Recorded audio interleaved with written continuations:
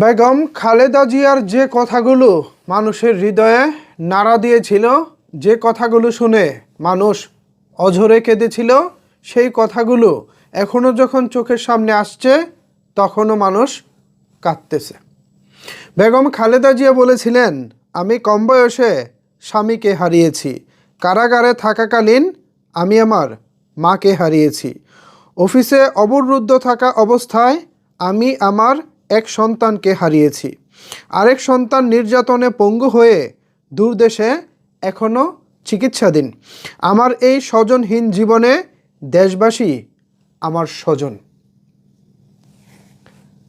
একটা মানুষ মাত্র ৩৫ বছর বয়সে স্বামীকে হারিয়েছিলেন, তারপর তার সাথে ছিল দুজন সন্তান, যারা তখনও যুবক হয়ে ওঠেনি, তারা ছিল ছোট, অবুঝ।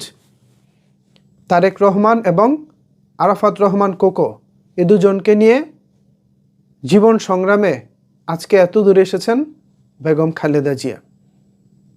এই যে এত দূর এসেছেন, এই আশাটা কিন্তু খুব একটা মসৃণ ছিল না, তার জন্য এই আশাটা খুব একটা সহজ ছিল না। রাজনৈতিক নানা প্রতিবন্ধকতায় তার জীবনটা বারবার বিভীষিকাময় হয়ে উঠেছিল। দুর্বিষহ যন্ত্রণার মধ্য দিয়ে এক একটা দিন তাকে পার করতে হয়েছে। জীবনের শেষ প্রান্তে এসে হয়তো তিনি অভিমান করে আমাদেরকে ছেড়ে চলে গেছেন, কিন্তু আমি আশা করি, আশা রাখি, বাংলাদেশ যতদিন আছে, বাঙালি জাতি যতদিন আছে, ততদিন বেগম খালেদা জিয়ার অবদান বাঙালি স্বীকার করবে। কেন স্বীকার করবে না ভাই বলুন তো? একজন নেত্রী যিনি সবসময় চেয়েছিলেন এই দেশে মরতে এবং এই দেশের মাটি ছেড়ে তিনি কোথাও যাবেন না, এরকম অঙ্গীকারও করেছিলেন।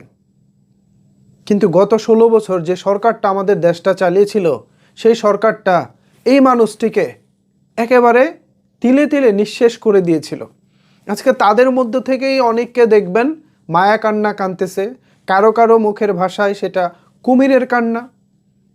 কিন্তু তা থেকে বেগম জিয়া জীবদ্দশায় তিনি যে কষ্টগুলো করেছিলেন, জীবদ্দশায় তিনি যে প্রতিবন্ধকতার মধ্যে পড়েছিলেন, সেটা কি দূর হয়ে যাবে? নিশ্চয় যাবে না।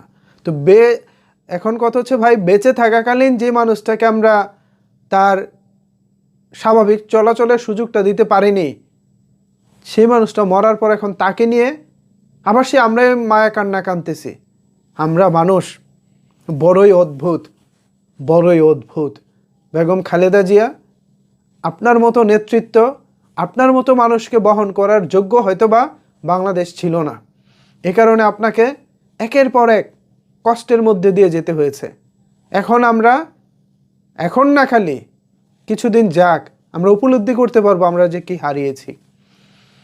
যেখানেই থাকেন ভালো থাকেন। মহান আল্লাহ পাকের কাছে দোয়া করি আপনাকে যেন জান্নাতের সর্বোচ্চ মাকামটা তিনি দান করেন, আমিন।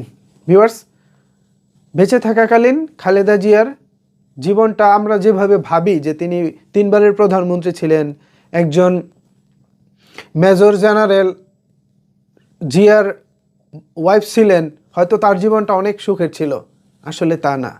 তার জীবনটা একের পর এক কষ্টের মধ্যে দিয়েই পার হয়েছে। এই তো জীবন, এই তো খালেদা জিয়া। স্যালুট বেগম খালেদা জিয়া।